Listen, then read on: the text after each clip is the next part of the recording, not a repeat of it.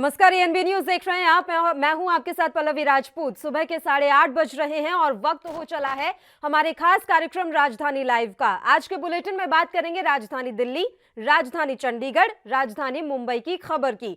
सबसे पहले आपको दिखाते हैं 3 तस्वीरें। इन 3 तस्वीरों के जरिए हम आप तक पहुंचाएंगे कि आज के कार्यक्रम में क्या कुछ खास रहने वाला है। पहली तस्वीर देश की राजधानी दिल्ली से। दिल्ली में बढ़ते ओमिक्रॉन के खतरे के बीच डीडीएमए ने नई गाइडलाइन जारी कर दी है। क्या है ये गाइडलाइंस और राजधानी दिल्ली में क्या है ओमिक्रॉन को लेकर स्थिति, जानकारी पहुंचाएंगे आप तक। उससे पहले दूसरी तस्वीर का रुख कर लेते हैं। राजधानी चंडीगढ़ में आज किसानों की पंजाब के सीएम चन्नी संग एक बैठक होने जा रही है। बैठक के दौरान किसान नेता अपनी मांगों को सरकार के सामने एक बार फिर से दोहराएंगे। वहीं आखिरी और तीसरी तस्वीर है राजधानी मुंबई से। महाराष्ट्र विधानमंडल के सत्र के दौरान सीएम उद्धव का मौजूद न रहना सियासी बाजार को गर्म कर गया है। आखिर महाराष्ट्र का सियासी तापमान क्यों बढ़ा हुआ है, जानेंगे राजधानी लाइव में। और चलिए राजधानी लाइव की शुरुआत कर लेते हैं राजधानी दिल्ली की खबर से। ओमिक्रॉन के बढ़ते हुए मामलों को देखते हुए क्रिसमस और न्यू ईयर पर होने वाले आयोजनों पर रोक लगा दी गई है। दिल्ली डिजास्टर मैनेजमेंट अथॉरिटी ने आदेश भी जारी कर दिया है। आदेश के मुताबिक दिल्ली में क्रिसमस और न्यू ईयर पर किसी भी तरह के कल्चरल इवेंट गैदरिंग पर रोक रहेगी। जिला प्रशासन के अधिकारियों और दिल्ली पुलिस के अधिकारियों को कोरोना गाइडलाइन का पालन कराने के निर्देश दिए गए हैं। इसके अलावा जिला प्रशासन के अधिकारियों और दिल्ली पुलिस के अधिकारियों को कोरोना से जुड़े नियमों का कड़ाई से पालन कराने के निर्देश दिए गए हैं।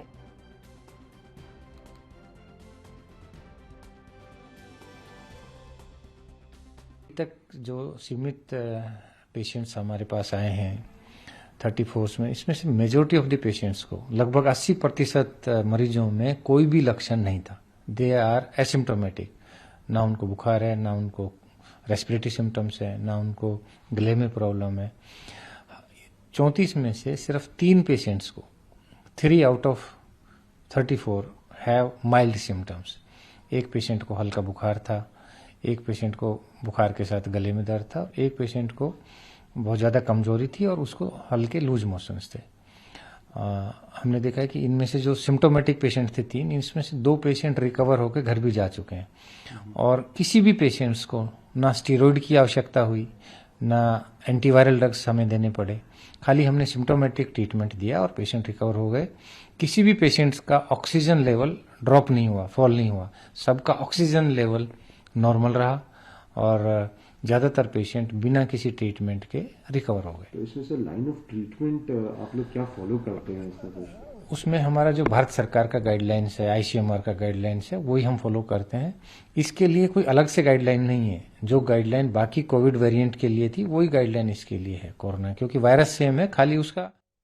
और इस खबर पर तमाम जानकारी के साथ राजधानी दिल्ली से हमारे संवाददाता राजीव तिवारी समय लाइव जुड़ गए हैं। सीधा उन्हीं का रुख कर लेते हैं। राजीव, पूरी जानकारी आपसे चाहेंगे। डीडीएमए की ओर से क्या कुछ निर्देश जो हैं जारी किए गए हैं? देखिए, बिल्कुल सही कहा आपने। यहाँ पर यह बात करें जिस तरीके से डीडीएमए की कल रिपोर्ट पेश की गई है, उसके अंदर बिल्कुल दिशा निर्देश दे दिए गए दिल्ली पुलिस को और कह सकते हैं डीएमए को। लगातार कहीं ना कहीं ये कहा जा रहा है कि जो कोरोना की जो नई चेन है, यानी कि ओमिक्रॉन जो है, वो लगातार दिल्ली के अंदर भी, के पूरे देश के अंदर बढ़ता हुआ नजर आ रहा है। उसी के मद्देनजर रखते हुए क्रिसमस के जितने भी कार्यक्रम है वो सारे रद्द कर दिए गए हैं। यहाँ तक कि न्यू ईयर के जितने भी कार्यक्रम थे उनकी भी अनुमति नहीं दी गई है। तो सीधे सीधे कहें तो कहीं ना कहीं दिल्ली पुलिस और डीएम की लगातार जो टीमें हैं वो लगातार इस तरीके की कोशिश करेंगी कि कहीं भी दिल्ली के अंदर क्रिसमस के कार्यक्रम ना हो और ना ही क्रिसमस नए साल को लेकर हो, क्योंकि लगातार कहीं ना कहीं नए साल को लेकर या फिर क्रिसमस को लेकर लगातार होटलों के अंदर, बड़े बड़े मॉलों के अंदर लगातार कार्यक्रम किए जाते हैं, जिसके अंदर लोगों की भीड़ इकट्ठी होती है और वायरस का खतरा जो है वो यहीं से बढ़ता शुरू होता है। मगर यहाँ पर लगातार वायरस को कंट्रोल करने के लिए, यानी कि वायरस की जो चेन है उसको तोड़ने के लिए लगातार डीडीएमए की तरफ से दिशा निर्देश जारी कर दिए गए हैं। दिल्ली सरकार भी इसके अंदर कोशिश कर रही है और दिल्ली सरकार के द्वारा भी लगातार यही कोशिश की जा रही है कि जो कोरोना की तीसरी चेन है, यानी कि ओमिक्रॉन जो है, उसको कहीं ना कहीं कमजोर किया जाए और जो कोरोना की इसकी स्पीड जो बढ़ रही है उसको भी कंट्रोल किया जाए। मगर लगातार कहीं ना कहीं इस दिशा निर्देश से कहीं ना कहीं जनता को जरूर निराशा हाथ लगेगी, क्योंकि लगातार कहीं ना कहीं क्रिसमस के कार्यक्रम के लिए बड़े बड़े प्रोग्राम किए जाते हैं, लोगों की भीड़ इकट्ठी होती है और लगातार नए साल के जश्न के लिए भी लोग वक्त शामिल होते हैं। मगर कहीं ना कहीं लोगों को निराशा जरूर होगी। मगर सरकार जो है वो लोगों की भलाई के लिए ही इस तरीके के नियम के जो कानून कानून बना रही है, उससे कहीं ना कहीं कोरोना की चेन और कह सकते हैं नया वेरिएंट जो है ओमिक्रॉन, उसकी कहीं ना कहीं चेन टूटती हुई नजर आएगी और इसी को लेकर लगातार कोशिश भी की जा रही है। जी राजीव, देखिए, डीडीएमए ने जो निर्देश जारी किए हैं उसके हिसाब से सार्वजनिक समारोह पर रोक लगा दी गई है। न्यू ईयर का जश्न आप नहीं मना सकते, क्रिसमस आप सेलिब्रेट नहीं कर सकते, लेकिन बाजारों में जो ये भीड़ उमड़ रही है उसका क्या इस पर डीडीएमए या फिर स्थानीय प्रशासन का कोई ध्यान है? लगातार सरोजनी मार्केट से रोजाना तस्वीरें सामने आ रही हैं, भारी संख्या में यहाँ लोगों की भीड़ उमड़ती है।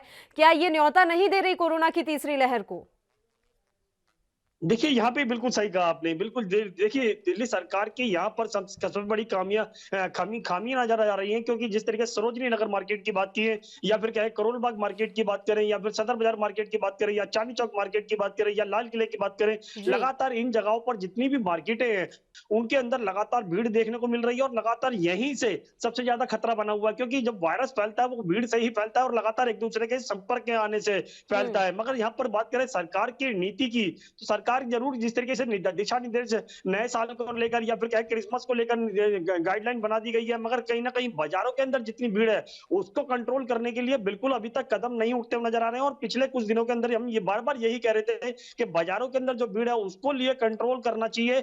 जो सरकार की तरफ से जो अधिकारी होने चाहिए थे वो नहीं देखने को मिल रहे हैं, और जिसकी वजह से कहीं ना कहीं वायरस का जो खतरा है वो बढ़ता हुआ नजर आ रहा था। मगर वही चीज आप देखने को मिल रही है, लगातार जो वायरस का खतरा है वो बिल्कुल बढ़ता हुआ नजर आ रहा है, और कहीं ना कहीं मजबूरन आकर डीडीएमए की तरफ से आप दिशा निर्देश जारी कर दिए गए हैं, जिसके लिए डीएम की टीम बिल्कुल, कहें या ये फिर दिल्ली निर्देश पुलिस की जारी टीम किए कहें, गए हैं लगातार और कहीं इन ना कहीं निर्देशों कोशिश का पालन करेगी। सुनिश्चित जी कराने के भी निर्देश दिए हैं। राजीव, सवाल ये भी है कि अभी वर्तमान में ओमिक्रॉन की राजधानी दिल्ली में क्या स्थिति है? वर्तमान में कितने केस हैं, कितने रिकवर हुए हैं और कितनी टेस्टिंग और ट्रेसिंग की जा रही है? देखिए, बिल्कुल सही कहा आपने। यहाँ पर बात करें कोरोना की, तो कोरोना की स्पीड भी दिल्ली के अंदर बढ़ती नजर आ रही है। लगभग पिछले कुछ दिनों के अंदर देखने को मिला था लगभग 107 केस आए थे, मगर कहीं ना कहीं जो ओमिक्रॉन की बात करें तो लगभग उसके भी केस बढ़ते हुए नजर आ रहे हैं। मगर अभी तक लगभग 2 मरीज जो है वो ठीक होकर दिल्ली से जा चुके हैं, यानी कि अस्पताल से जा चुके हैं अपने घरों पर। मगर उनको अस्पताल प्रशासन की तरफ से बिल्कुल कह दिया गया है कि आप लोग होम क्वारंटाइन के अंदर रहेंगे, ना कि किसी से संपर्क करेंगे। तो कहीं ना कहीं अभी भी खतरा बना हुआ है। लगातार दिल्ली सरकार की टीम जो है कोशिश कर रही है, अस्पतालों के जो डॉक्टर हैं वो कोशिश कर रहे हैं, मगर कहीं ना कहीं दिल्ली सरकार की यहाँ पर एक और खामी नजर आ रही है, जो है अस्पतालों के अंदर जो कह सकते हैं मेडिकल स्टाफ की।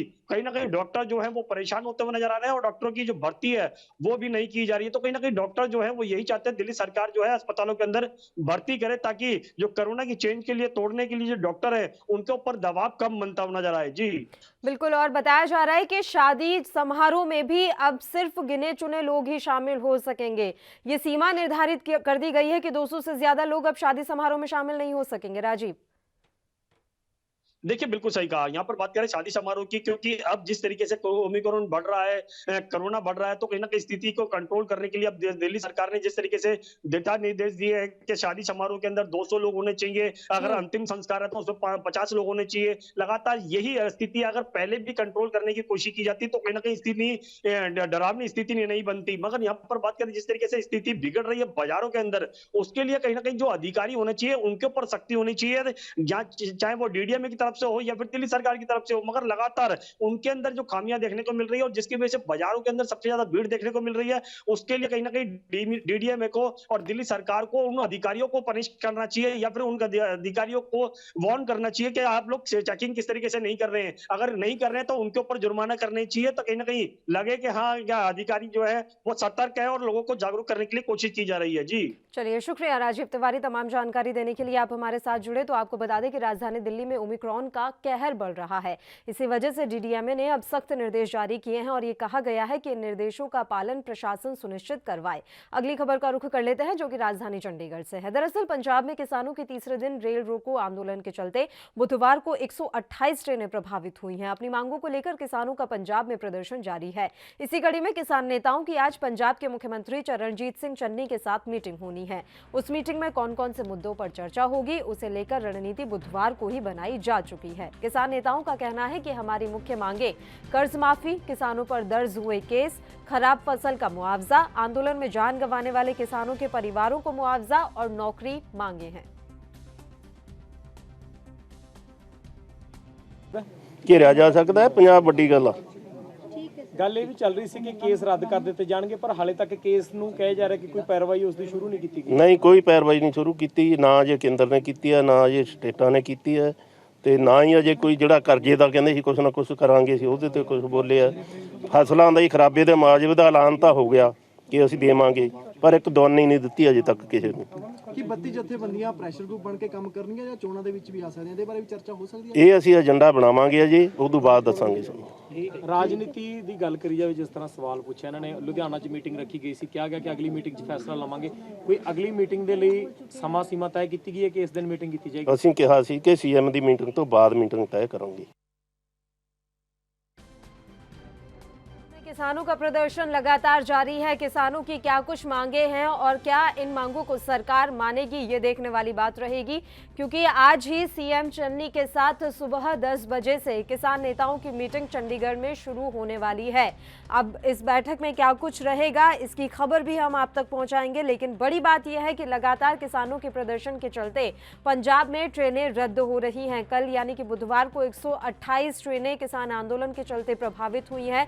अच्छा खासा आर्थिक नुकसान यहां पंजाब की सरकार को भुगतना पड़ रहा है इन किसानों के प्रदर्शन के चलते। आपको बता दें कि किसान लगातार मांग कर रहे हैं कि जो उनकी फसलें खराब हुई हैं उसका मुआवजा उन्हें दिया जाए। इसके अलावा किसान आंदोलन के दौरान जिन किसानों की मौत हुई है उनके परिवार को भी आर्थिक सहायता पहुंचाई जाए, ये कुछ मुख्य मांगे हैं। और किसान आंदोलन के दौरान किसानों पर दर्ज मुकदमे वापस लेने की मांग भी की जा रही है। तो इन तमाम मुद्दों को लेकर आज पंजाब के सीएम चरणजीत सिंह चन्नी के साथ किसान नेताओं की बैठक होने वाली है और इस बैठक में ये चर्चा की जाएगी। चंडीगढ़ से हमारे संवाददाता अमित कुमार इस खबर पर तमाम जानकारी के साथ इस समय लाइव जुड़ गए हैं, उनका रुख कर लेते हैं। अमित, पूरी जानकारी आपसे चाहेंगे। किसान नेताओं की पंजाब के सीएम चन्नी के साथ आज अहम बैठक होने वाली है, बैठक कितने बजे शुरू होगी, बैठक के दौरान क्या कुछ मुद्दे उठाए जाएंगे, सारी जानकारी आपसे चाहेंगे। ये देखिए पल्लवी, अगर हम बात करें सुबह की तो 2 मीटिंगें रखी गई हैं। सुबह 9:30 बजे की अगर हम बात करें तो जोगेंद्र ओग्राहा या फिर कहें कि ओग्राहा समूह की मीटिंग मुख्यमंत्री चरणजीत चन्नी के साथ है।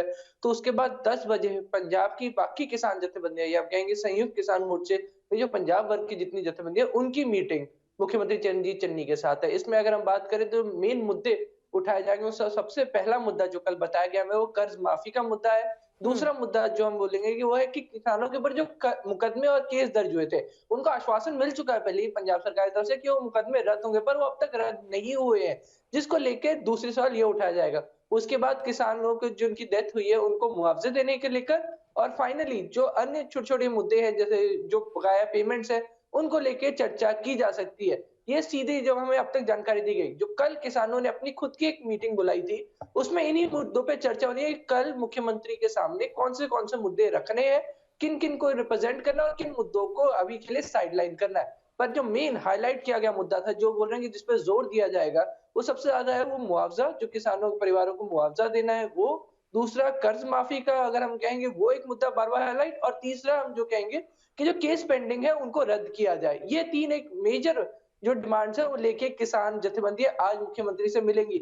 उससे पहले अगर हम कहें कि जोगेंद्र ओग्राहा या फिर हम कहें ओग्राहा ग्रुप, जो पंजाब की सबसे बड़ी, अगर हम सिंगल एंटिटी मानते हैं किसानों की, तो सबसे बड़ी जथेबंदी है, वो अकेले, तो शुरू से ही अकेले ही चले हैं। तो उनकी मुख्यमंत्री से 9:30 बजे मीटिंग है, तो इसमें उनकी तरफ से भी सिमिलर डिमांड रखी जानी है। उनकी तरफ से सेम से कंपनसेशन को लेके, केस रद्द करने को लेकर, पर हाँ उनकी तरफ से कुछ और मुद्दे उठाए सकते हैं, पर जो मेन पॉइंट्स उनकी तरफ से हमें जानकारी मिले वो सिमिलरली इन्हीं 3 मुद्दों के ऊपर होने वाले हैं। जी बिल्कुल अमित, अगर मुआवजे की हम बात करें तो यही मांग केंद्र सरकार से भी की जा रही है कि किसान आंदोलन के दौरान जिन किसानों ने अपनी जान गंवाई है उनके परिवार को मुआवजा दिया जाए।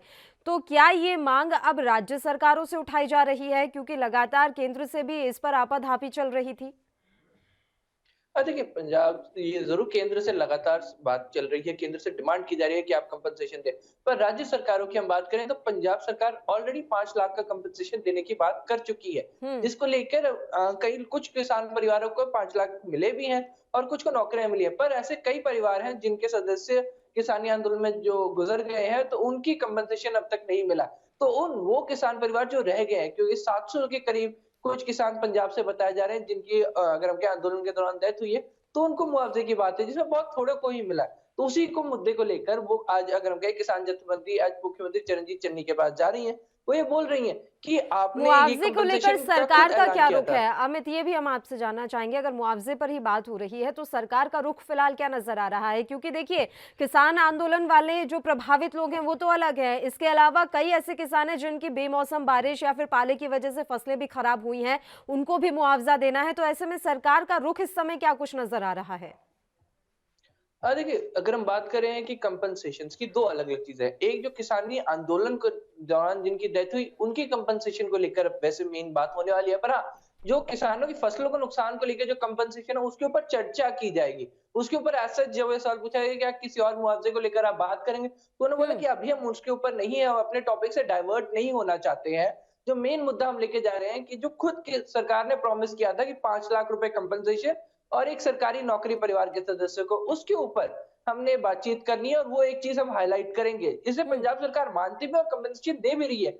बार-बार अगर हम कहें सरकारी तरफ से कि आप हमें डिटेल्स दें, तो देखिए, जो हम आपको तभी कंपनसेशन दे सकते हैं जब हमारे पास डिटेल्स आएंगी, जानकारी आएगी। इसी चीज को लेके और लगातार जत्थेबंदियों से मांग भी कर रहे हैं पंजाब सरकार कि आप हमें अपनी डिटेल दीजिए कि आपके कौन से किसान भाई थे जो आपके साथ जो किसानी आंदोलन में शहीद हो गए। तो उन सब चीजों की डिटेल्स किसान जत्थेबंदियों से मांगी और बहुत पॉसिबल है कि आज की मीटिंग में ये डिटेल्स खुद किसान जत्थेबंदी अपने हाथों से ही मुख्यमंत्री चिरंजीव चन्नी को सौंपे। तो एक मेजर रीजन है। वहीं दूसरी कंपनसेशन की बात करें, चाहे गुलाबी सुंड की, चाहे बेमौसम बारिश की, तो कई अन्य कारण जिन्हें फसल बर्बाद होती है, तो इसको लेकर चर्चा की जा सकती है, पर अभी तक उसे मेन टॉपिक्स में नहीं रखा गया है। जी।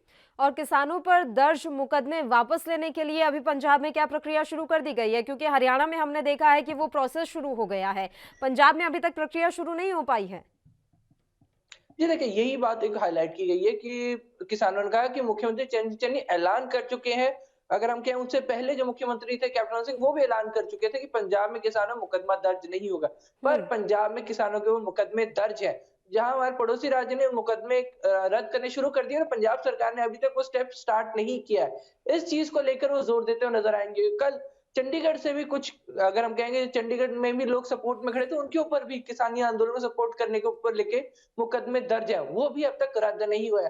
तो इनकी वो अपनी गुहार लेकर भी किसानों के पास आए थे और किसान कह रहे हैं कि हम उनकी डिमांड लेकर भी मुख्यमंत्री चिरंजीव चन्नी के पास जाएंगे। तो बहुत शीघ्र हो सकता है कि इस मीटिंग में इसका ऑफिशियली ऐलान हो जाए कि आज से मुकदमे रद्द होने शुरू, क्योंकि पहले ही चिरंजीव सरकार बोल चुकी है कि हम किसानों पे दर्ज मुकदमे रद्द करेंगे। पर अभी देखना होगा, रद्द करने की अनाउंसमेंट हो चुकी है, पर ये कब होगा? क्योंकि अगर कोड ऑफ कंडक्ट लागू हो जाता है तब पंजाब सरकार के अथॉरिटी नहीं रहेगी कि ये मुकदमे रद्द किए जा सके। तो ये एक चीज, एक बहुत अहम फैसला होगा जो जल्द से जल्द लेने की जरूरत है पंजाब सरकार को। जी बिल्कुल, पंजाब सरकार को की ही अगर हम बात करें, अमित, आखिरी सवाल है, इस किसानी आंदोलन की वजह से राज्य को क्या कुछ नुकसान हो रहा है? क्योंकि लगातार देखने को आ रहा है कि ट्रेनें जो है वो रद्द हो रही हैं। ऐसे में आर्थिक नुकसान का आकलन किया जाए तो पंजाब सरकार कितना नुकसान झेल रही है आंदोलन की वजह से?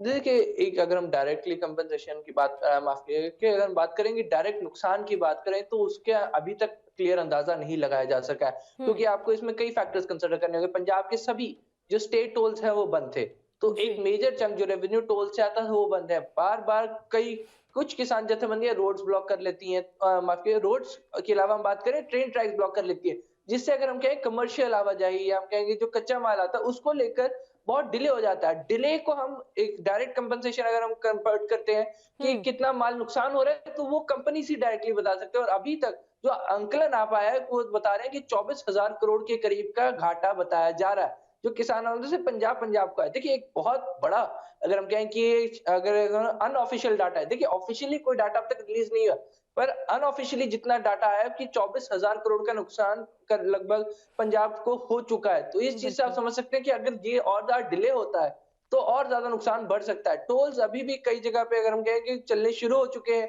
टोल्स में अगर हम बात करें, उनके रेट्स बढ़ाने को लेकर बार बार बातचीत चल रही है, जिसका किसान विरोध कर रहे हैं। वो बोल रहे हैं कि अगर टोल्स दोबारा चालू करने हैं, हम उसकी बिल्कुल इजाजत देते हैं, पर टोल्स पुराने रेट पे शुरू होने चाहिए, टोल्स डबल नहीं होने चाहिए, क्योंकि कहीं ना कहीं जो उनको नुकसान हुआ वो क्या आम जनता से भुगतने की कोशिश कर रहे हैं। इसको लेके भी एक विरोध है, शायद उस मुद्दे को लेकर भी बातचीत हो सकती है। तो एक कुछ किसान जत्थेबंदी अब रेलवे ट्रैक पर ही बैठ चुकी हैं, तो वो भी एक बहुत ज्यादा एक अहम बात हो जाती है कि रेलवे ट्रैक लगातार चलते रहे। क्योंकि अगर हम बात करें क्योंकि फेस्टिवल सीजन है, क्योंकि हम लास्ट दिसंबर को भी फेस्टिवल सीजन के तौर पे ही देखते हैं। अगर हम बात करें, इसमें न्यू ईयर आता है, क्रिसमस आता है, तो यहाँ पे भी बहुत ज्यादा सामानों की बिक्री और खरीद होती है। ऐसे में रेलवे ट्रैक्स का प्रभावित होना आम लोगों को तो हर्ट करते करते, पर इंडस्ट्री को भी हर्ट करता है, क्योंकि उनको कई चीजें होती हैं। उनको अपने फिनिश गुड्स बाहर भेजने हैं और कच्चा माल जल्द से जल्द अपने पास बिल्कुल, चाहिए, कुल ताकि वो मिलाकर इस किसानी अपना सामान आंदोलन से ज्यादा ज्यादा पंजाब को प्रोड्यूस अच्छा करें। खासा नुकसान हो रहा है, तो ऐसे में सरकार की भी मंशा यही रहेगी कि जो जायज मांगे हैं उन्हें पूरा करके आंदोलन को समाप्ति की ओर ले जाया जाए। शुक्रिया हमें तमाम जानकारी देने के लिए। आप हमारे साथ जुड़े। तो आपको बता दें कि पंजाब में किसानी आंदोलन लगातार जारी है। अब आज पंजाब के सीएम चन्नी के साथ किसान नेताओं की बैठक होगी। देखने वाली बात रहेगी कि इस बैठक के बाद क्या कुछ सामने निकल कर आता है। अगली खबर का रुख कर लेते हैं, जो कि राजधानी मुंबई से है। बुधवार से शुरू हुए महाराष्ट्र विधानमंडल के शीतकालीन सत्र के पहले दिन सीएम उद्धव ठाकरे के उपस्थित न रहने पर बीजेपी ने सवाल खड़े कर दिए हैं। अब इसके जवाब में प्रदेश कांग्रेस अध्यक्ष नाना पटोले ने जवाबी हमला बोला है। उन्होंने कहा कि इन दिनों दिल्ली में चल रहे लोकसभा और राज्यसभा के शीतकालीन सत्र में भी प्रधानमंत्री नरेंद्र मोदी नहीं जा रहे। ऐसे में उन्हें भी अपना प्रभार एक मंत्री को सौंप देना चाहिए। इस संबंध में मीडिया से बात करते हुए पटोले ने कहा कि मुख्यमंत्री उद्धव ठाकरे का स्वास्थ्य पहले से अच्छा है, वह अधिवेशन के दौरान सदन में मौजूद रहेंगे।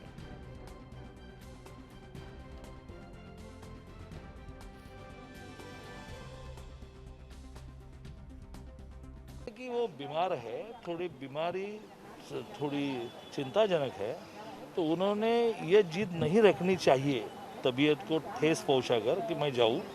सिर्फ उन्होंने किसी को चार्ज देना चाहिए।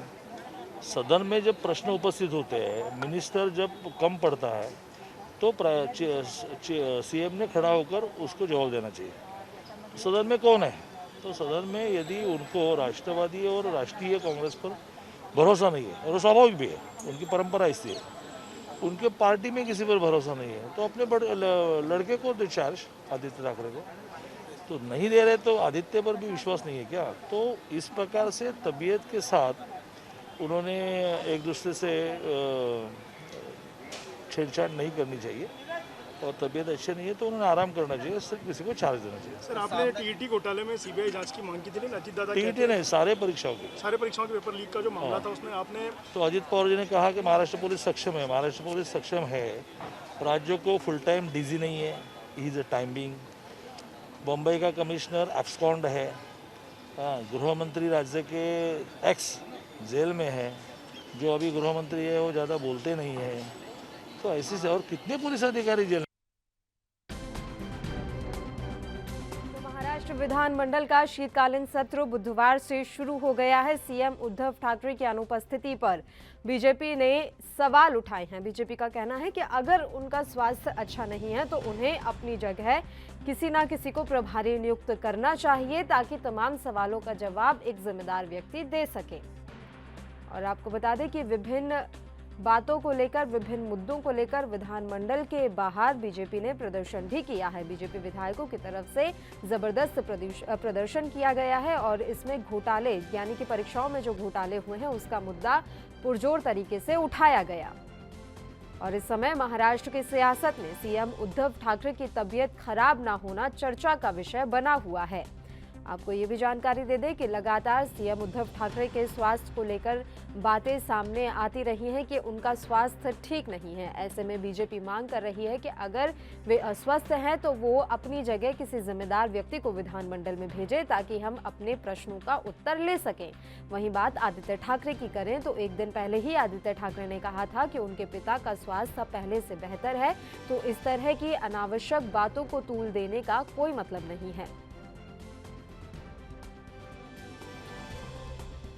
महाराष्ट्र विधानमंडल का शीतकालीन सत्र शुरू हो चुका है।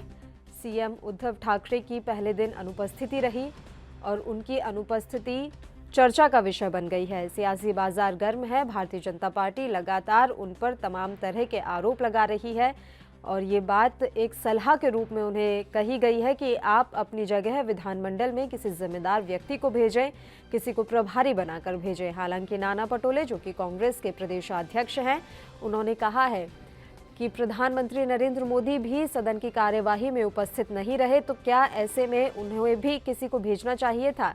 यानी कि उन्होंने सीधे तरीके से प्रधानमंत्री मोदी के उपस्थित न रहने को सीएम उद्धव ठाकरे की अनुपस्थिति से जोड़ दिया है, और कहा जब पीएम मोदी ने अपनी जगह किसी को नहीं भेजा तो ऐसे में सीएम उद्धव ठाकरे की जगह भी कोई नहीं जाएगा।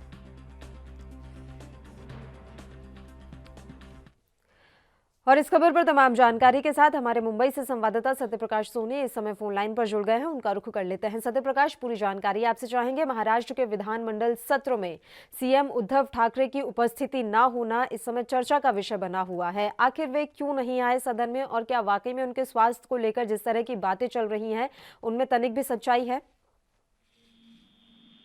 बिल्कुल, देखिए, जिस तरह से महाराष्ट्र के मुख्यमंत्री उद्धव ठाकरे पिछले दिनों रीढ़ की हड्डी का ऑपरेशन हुआ था, वो बीमार थे, इसकी वजह से डॉक्टर ने उनको स्वास्थ्य लाभ लेने के लिए कहा था, यानी कि आराम करने के लिए कहा था। लेकिन लगातार जिस तरह से महाराष्ट्र विधानसभा में पहले दिन ही लगातार सीएम को लेकर बवाल हुआ, उसको लेकर महाराष्ट्र के प्रदेश अध्यक्ष चंद्रकांत दादा पाटिल ने सीधे तौर पर कहा कि अगर सीएम का स्वास्थ्य ठीक नहीं है तो जाहिर तौर पर उनको अपना पद किसी और मिनिस्टर को दे देना चाहिए, खासकर उनके बेटे या उनकी पत्नी रश्मि ठाकरे को दे देना चाहिए।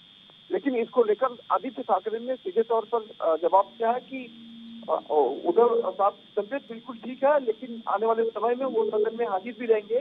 लेकिन जिस तरह से उनको लेकर ये राजनीति की जा रही है उसका ये विरोध करते हैं। इस तरह से चीजें नहीं होना जी। तो उनके स्वास्थ्य के बारे में अभी फिलहाल क्या अपडेट मिल रही है? ये बात सही है कि वो कुछ दिन पहले ही हॉस्पिटल से डिस्चार्ज होकर आए हैं, क्या अभी भी उनका स्वास्थ्य ठीक नहीं है? बिल्कुल, देखिए, कुछ दिन पहले ही बिल्कुल ठीक होके आए हैं, लेकिन डॉक्टर ने उन्हें बेड रेस्ट की बात कही है। हालांकि इस वजह से वो जो है सदन में हाजिर नहीं हो पाए फिलहाल। लेकिन जिस तरह से विपक्ष का दबाव है, ऐसे में आज ये कहा गया है कि वो सदन में हाजिर हो सकते हैं। बिल्कुल सत्यप्रकाश, आपसे ये भी जानकारी चाहेंगे कि कल टेट परीक्षा को लेकर काफी हंगामा हुआ है। किस तरह के आरोप विपक्षी विधायकों की तरफ से लगाए जा रहे हैं? देखिए, जो टेट परीक्षा का पेपर लीक हुआ था उसको लेकर विपक्ष का सीधे तौर पे कहना है कि इस पूरे मामले में सीबीआई जांच होना चाहिए, क्योंकि लगातार महाराष्ट्र के अलग अलग इलाकों में पेपर लीक होने की घटना सामने आई थी। अब ऐसे में खासकर पुणे में जो पेपर लीक हुआ था उसको लेकर जिसे विपक्ष आक्रामक रहा। पूरे दिन शुरुआत में ही देखा गया कि पहले दिन ही विपक्ष जो है विधानसभा की सीढ़ियों पर बैठकर आंदोलन किया, अपने हाथ में बैनर पोस्टर लेकर, और मांग की गई इस पूरे मामले में सीबीआई जांच हो। चलिए, शुक्रिया सत्यप्रकाश तमाम जानकारी देने के लिए। आप हमारे साथ जुड़े। तो महाराष्ट्र विधानमंडल का शीतकालीन सत्र शुरू हो गया है। पहले दिन तो सीएम उद्धव ठाकरे उपस्थित नहीं रहे, लेकिन जैसा कि हमारे संवाददाता ने जानकारी दी कि सत्र के दूसरे दिन सीएम उद्धव ठाकरे की उपस्थिति देखने को जरूर मिलेगी। इसी के साथ राजधानी लाइव में फिलहाल के लिए इतना ही। मुझे दीजिए इजाजत। देश और प्रदेश की तमाम ताजा खबरों के लिए आप बने रहिए हमारे साथ। नमस्कार।